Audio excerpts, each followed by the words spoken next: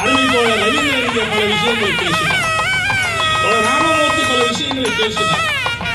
மத்தியில் இருக்கிற பாஜக என்ற பிசாசு பேய் கூட்டம் தமிழ்நாட்டுக்குள்ளே நுழைந்துவிடக் கூடாது என்பதற்காக திராவிட முன்னேற்ற கழகத்தோடு நாங்கள் கூட்டணி சேர்ந்திருக்கிறோம்.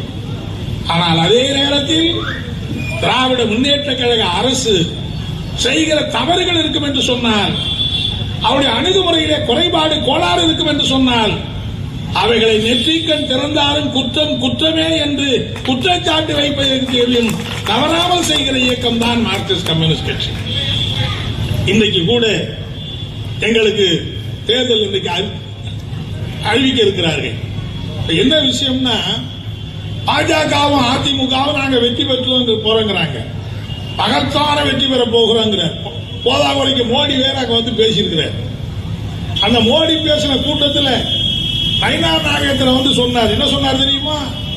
மோடி ஒவ்வொரு முறை வரும்போதெல்லாம் மாமன் வீட்டு சீரை தமிழ்நாட்டுக்கு கொண்டு வந்துகிட்டே இருக்காருங்கிற. போன வாட்டி மதுரைக்கு வந்தாரு, ஒரு 5000 கோடி கொடுத்தாரு. இந்த வாட்டி திருச்சிக்கு வந்தாரு, ஒரு 4000 கோடி கொடுத்திருக்காரு. மாமன் வீட்டு சீர் வந்துகிட்டு வருஷமா மாமன் வீட்டு சீர் ஏன் வராம போச்சு? அப்படின்னா மாசம் மாசம் வந்திருக்கணும் இல்ல, வருஷா வருஷம் வந்திருக்கணும் இல்ல. தேர்தல் வர்ற போது மட்டும் இது வருது. என்ன நோக்கம்?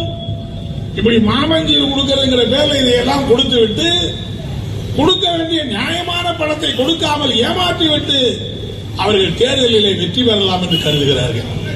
நான் அதிமுக நண்பர்களுக்கு, பிஜேபி நண்பர்களுக்கு சொல்ல விரும்புறேன்.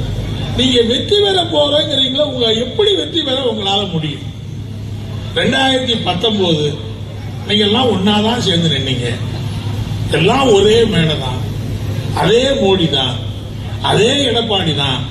அன்னைக்காவது ஓனா பன்னீர்செல்வம் உங்களோட இருந்தாரு, சசிகலா உங்க கூட இருந்தாங்க, எல்லாரும் உங்களோட இருந்தாங்க.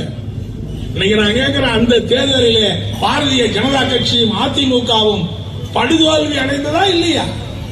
2019 தோத்தீங்க, 2021 தோத்தீங்க, 2022 உள்ளாட்சி மன்ற தேர்தலில் தோத்தீங்க. அதே கூட்டணி தான் இன்றைக்கு அமைந்திருக்கிறது. இப்ப எப்படி நீங்க ஜெயிச்சிருவீங்க? அன்னைக்காவது அதிமுக ஒன்னா இருந்தது, இன்னைக்கு அதிமுக கலகலத்து போயிருக்குது.